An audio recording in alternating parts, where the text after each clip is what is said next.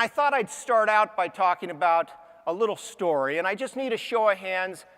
Would anyone, you just raise your hand if you remember where you were on September 11th, 2001. It's almost instant, isn't it? Yeah, I remember where I was too. I was in a little town called Burlington, Vermont. At the time, I was CEO and president of a large management training company, and on September 10th, I'd given a speech to a group of CEOs in the investment banking world up on Lake Placid, New York. So the morning of the 11th, I was driving to the Burlington, Vermont International Airport because I was going to catch a 9:30 a.m. United Airlines flight from Burlington to Denver so I could give another speech the next day. I was also an F-16 pilot with the 144th Fighter Wing of the California Air National Guard based in Fresno, California. And in my spare time, believe it or not, I was a United Airlines pilot. So when I got onto that airplane, I poked my head in the cockpit as I traditionally did. I said, "Good morning, Captain. Anthony Bourke, first officer out of San Francisco, California. Sitting back in seat 2A, just wanted to say hello." Captain looked back over his shoulders and said, "Hey, welcome aboard, AB. Great to have you. Sit back, relax, make yourself comfortable. Thanks for checking in." I said, "Thank you, sir. Sir, as I was driving in, I heard this strange thing on the radio about some guy that flew his airplane into the side of the World Trade Center. Did you hear anything about that?" He said, "Yeah, that's funny, AB. I heard that same thing." Man, I hope that guy didn't hurt himself. That was it. I went back and sat in my seat. I started reading the newspaper, and about 5 minutes later, the first flight attendant came up to me and said, "First Officer Bourke, the captain would like to see you in the cockpit." I walked up into that cockpit, and as you all know, this is a very small space. It was me, the captain, the first officer, and the first flight attendant. The captain closed the door, and he handed me a piece of official United Airlines communication that had just come through the teletype, and it said, "We've experienced a major catastrophe. We've activated the Emergency Operations Center. Stand by for further words." All of us looked at each other in complete awe, still having no possible idea what was going on. 5 minutes later, we had a ground stop, meaning all flights were canceled. I got out of that airplane. I walked out in the terminal, and I saw on the television monitors what every one of you saw. And my first reaction was probably exactly the same as every one of yours. My gosh, what can I do to help? I immediately picked up my cell phone. I called my squadron commander back in California. I said, "Hey, sir, AB, stuck out here in Burlington, Vermont. Just wondering if I could help." He said, "AB, I don't think you're coming home anytime soon, so I don't know how you're going to help us. But come to think of it, there is an F-16 squadron right on the other side of that field in Burlington. Why don't you call up their squadron commander, see if you can help him?" I hung up with him. I immediately called the squadron commander of the 134th Fighter Squadron in Burlington, Vermont, part of the Vermont Air National Guard. I said, "Hi, sir, Major Anthony Bourke, F-16 pilot with the 144th Fighter Wing out of Fresno, California. Sir, I'm stuck here in Burlington, Vermont, just wondering if I could help." Long silence on the other end of the line. "You're an F-16 pilot?" "Yes, sir." "Do you fly the Block 25? The exact variant of the F-16 we flew in California?" "Yes, sir." "Dude, what size boots do you wear?"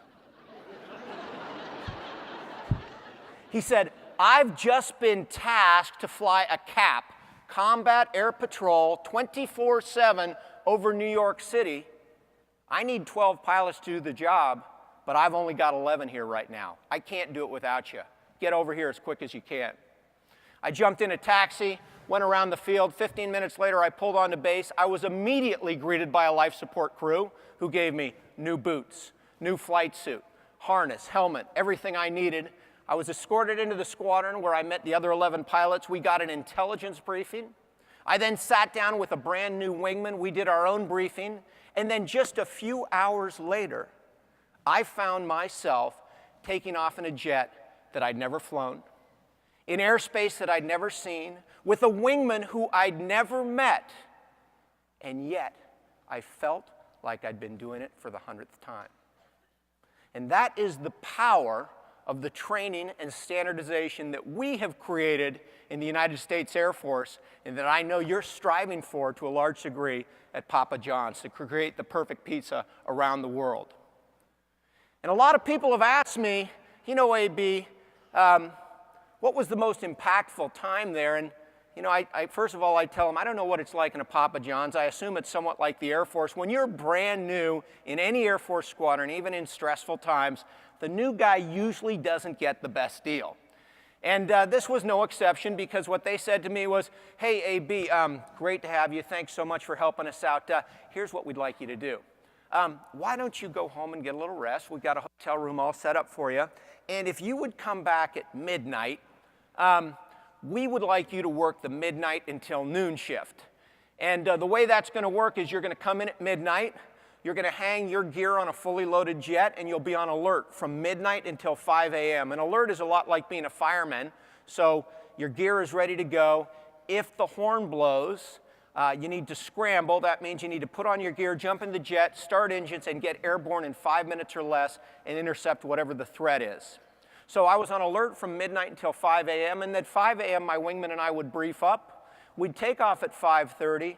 We'd take a left turn down the Hudson River. We'd arrive over New York City at 6 a.m., and we had the 6 a.m. to 10 a.m. cap every day over New York City. And of course, we had an air refueling tanker flying above us, so it was very easy to air refuel. And certainly the morning of September 11th was very impactful for me, but what really hit me the hardest, I think, was Wednesday morning, September 12th. A crystal clear, beautiful morning at 9 a.m., flying over what is arguably the greatest and most important city in the world. And I sat there looking down on New York City at 9 o'clock on a Wednesday morning, and there were no yellow taxis going up and down the street. There were no cars coming over the bridges. There were no airplanes flying in the skies. All of those were parked on the jetways and taxiways of New York's JFK, LaGuardia, and Newark Airport. There were no boats going up and down the Hudson River. All there was a big smoking hole over the south end of Manhattan and a gray pallor all the way into New Jersey.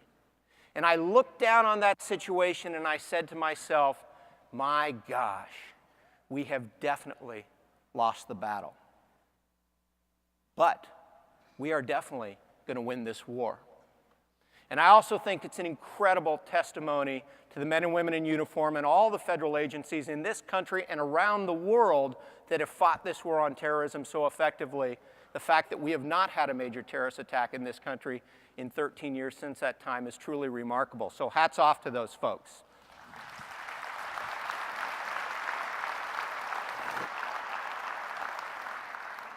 But I got to tell you, as franchisees, as owners and operators in this room, I think there was something similar going on in my mind at that time and what probably goes on in your mind every single day or every single week running your business. And that was, I felt like every single day I came into the squadron, whether it was the week after 9/11 in New York or the 9 months back in California when I got back in to my home squadron and I was flying Homeland Defense missions every single day, really 7 days a week over San Francisco, over LA, over nuclear power plants, over all kinds of high interest targets.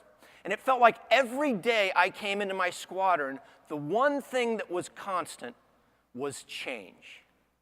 Truly, every day I'd come in, there was some new intelligence briefing about some new threat, about some new possible tactic that we needed to use to overcome these threats.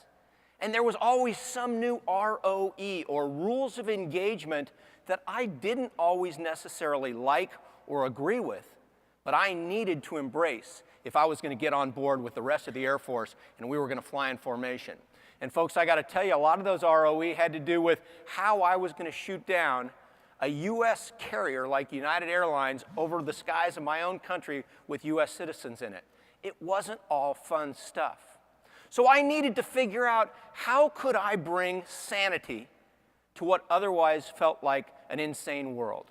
And that's really what I want to talk about today. I want to talk about this idea of leading and executing at Mach 2.